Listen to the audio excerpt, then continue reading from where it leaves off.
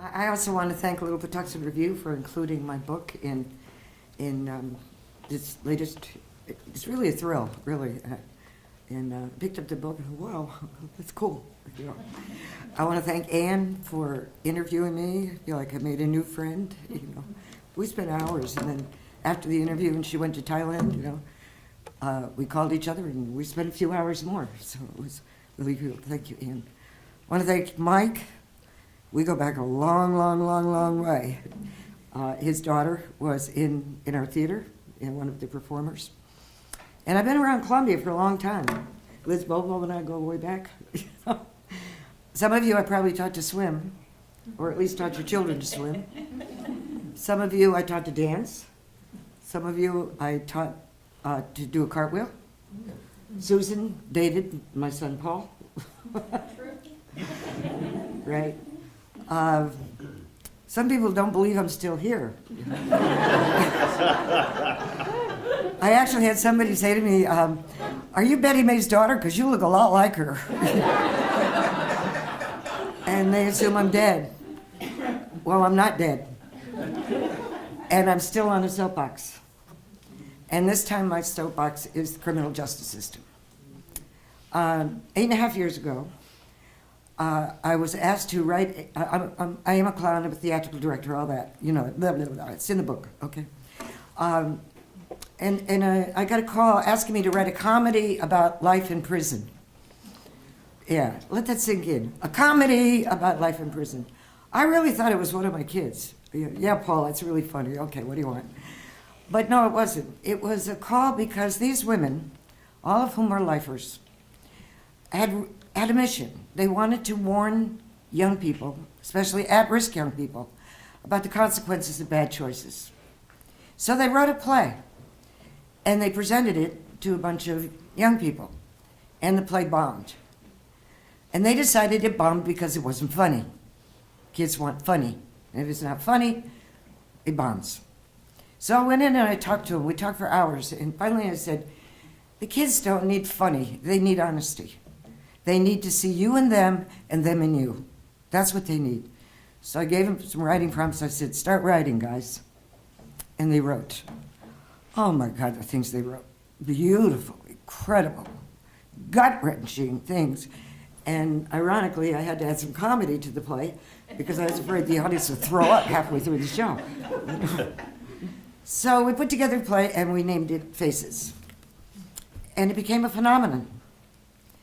People flocked to the prison to see the show. We had politicians, we had lawyers, we had judges, we had legislators, we had social work classes, churches, synagogues, community centers, students of all fields of legal. I mean, it was incredible. Over 1,000 people came into the prison to see the play. In the run, 2-year run, we had performances every few months. We were only allowed 50 people at a time. Finally, the play closed. And I was invited to direct the play with a company of professional actors at the Kennedy Center for the Performing Arts, which was really exciting. You know, the women, I'm afraid, were not allowed to perform. Although one of them said, she said, I promise I'll come back. Anyway, so we did the play at the Kennedy Center. And then the women said, Betty, you got to write our stories. You got to write our message. I said, okay. So I wrote the book, Faces. And they said that wasn't enough. You have to go out to the kids, to give them our message. Because most of the women with whom I work will never see the other side of the walls. They can't go to the kids themselves. And they're passionate about these kids they don't know and about trying to help them avoid the choices they made. So they said, go talk to the kids. So that's really why I'm here with you today.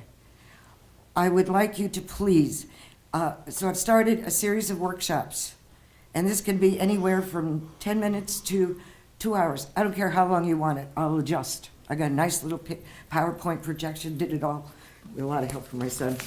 On the table over there, there's information. If you work with kids, if you know anybody that works with kids, there's no charge for the workshop. We all have to do what we can do. And all I know in my life is theater and swimming. That's it, you know. So that's what I can do. Figure out what you can do. And I know there's something you can do to do something about the major injustices in our criminal justice system. What I have learned has been mind-boggling.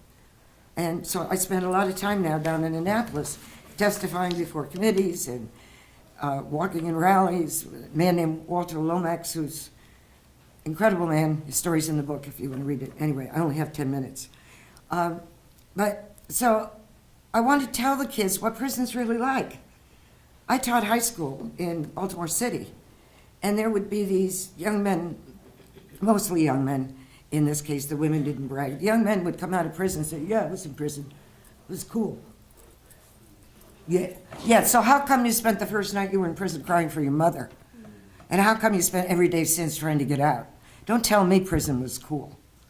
But the kids believed them, especially the little 16-year-old girls. Oh, he's so cool. Why do we women go after the bad guys? We all do it. I did it too. I almost got married when I was 16 to a bad guy. You know, fortunately I came to my senses, but some of the women don't. Oh, he's so cool, and he's a good dancer, and he shaves. You know, I mean, they do it. They've got to be warned about these people, because half of them are pimps, and they lure these girls in.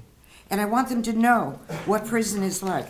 I want them to know that they have to wear gray every day. By the way, prison is different from jail. There's a big difference between prison and jail.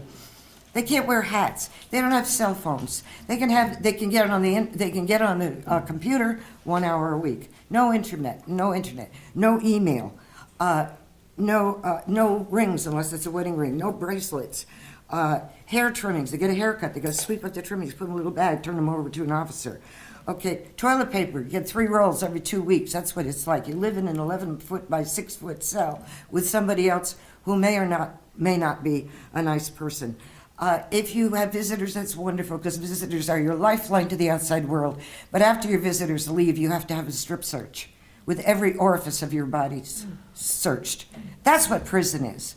I have a friend whose son is serving a life term in Hagerstown. She hasn't seen him for 5 years because he can't stand the strip search he has to undergo when she leaves. So they've talked on the phone, but that's it for 5 years. The gray clothes. Sanitary napkins that are more like panty liners, so the women say. Showers in front of the officers of the opposite sex. Prison is not nice, and kids have to realize this. So that's one thing I talk about. They also have to learn about laws, egregious laws, that they didn't know about, and they didn't think applied to them. Like the felony murder law, that if a death occurs in the course of a felony, it's first degree, it's felony murder, and you get life in prison, no matter how the person died. Even in one case, when somebody else shot one of the perpetrator died in a gang of 5, they all got 55 years in jail because a death occurred in the course of a felony. They don't know about these things. They've got to be told. And the other thing they have to be told about, especially the girls, but the boys too, is human trafficking. Human trafficking is a scourge in our country and across the world. And it's not just men with beards and towels on their heads. It's here in the United States. It's in all 50 states. It's in all the territory. Here is a map. Here's a map. The red spots mark places in the United States where they have found cells of human trafficking. That's what you found. Let me give you a few statistics.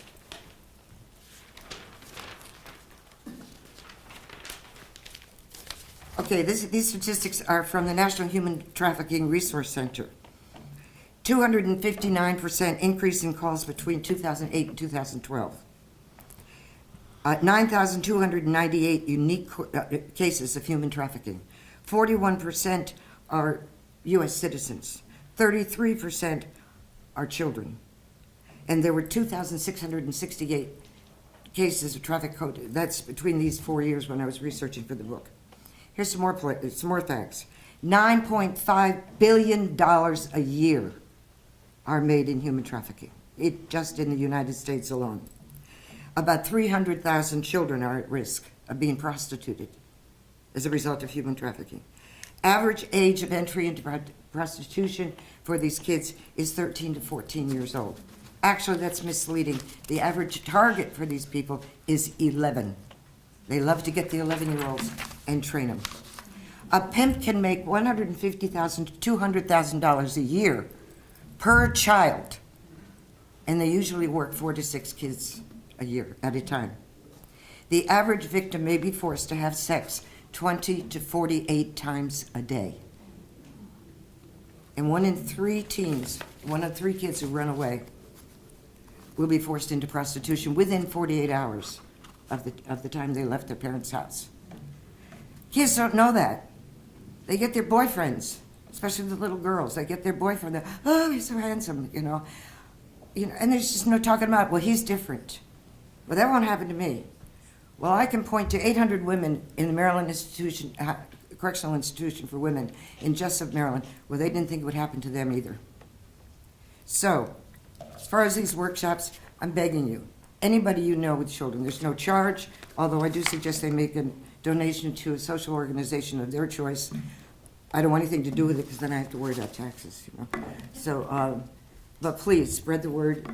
If more people take those copies, I'll make more, or I'll give you my card, or anything. Anyway, but this is a literary magazine, so I'll get off my soapbox, you know, okay? And I'll read you one part. Obviously, my trip into the prison changed my life. I mean, it was more foreign. I went to Guatemala. I spent 7 summers in Guatemala. That seemed more like home than prison. I mean, it's another world. It really is. As Susan mentioned, I am a clown. I'm a professional clown.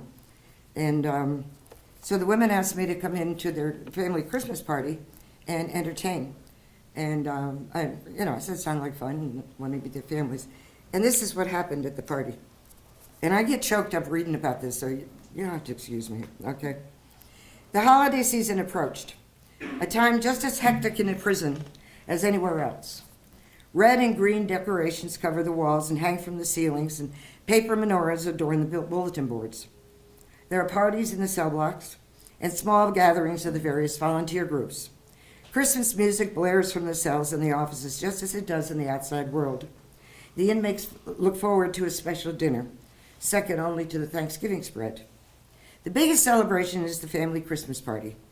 The women asked me to don my clown persona and entertain. It sounded like fun, and I looked forward to meeting the women's families. Getting into the prison with all my equipment was not easy. Usually when I attend meetings with the women, I only have the basics, notebook, pencil, pens, and perhaps a book or two. For the party, I was loaded down with a large red duffel bag stuffed with magic tricks, juggling paraphernalia, a satchel full of balloons, a balloon pump, a ukulele, and a sheaf of sheet music. Everything had to be x-rayed, searched, and inspected. The gatehouse was crowded with partygoers, but they were patient while the officers went through my gear. The only beings that had difficulty with my presence were the drug-sniffing dogs. I never knew dogs could look confused and puzzled, but the smell of the grease paint was too much for them. They jutted their muzzles in and around my face and looked up at their handlers and what the hell is that stuff? Looks on their faces and then went back to my ears. Bit of pre-entertainment for the handlers, the officers, and the attendees. The party took place in the prison gym, usually a gray-green venue devoid of any joy. Now it was transformed. Homemade red and green chain links looped around the room, and handcrafted poinsettias and holly sprigs bloomed in every corner. Hand-printed signs papered the walls. Merry Christmas, Happy New Year's, and a few wishing everyone a Happy Hanukkah. The party was pretty much like any other holiday get-together. There were 200 to 300 people. Kitchen staff provided a beautiful buffet, and the group of women presented a Christmas play and led the crowd in a medley of carols. And of course, Santa Claus made a visit with donated presents. I did a little show, made balloon animals for other kids, and it was fun. Everyone had a good time until it was time to leave. About 15 minutes before the scheduled closing, I spotted a little girl, 3 or 4 years old, sitting on an older girl's lap, sobbing. I approached her. "Can I help? Did she hurt herself?" "No," the older girl replied. She rocked her little sister. "I told her the party will be over soon, and she doesn't want to leave Mommy."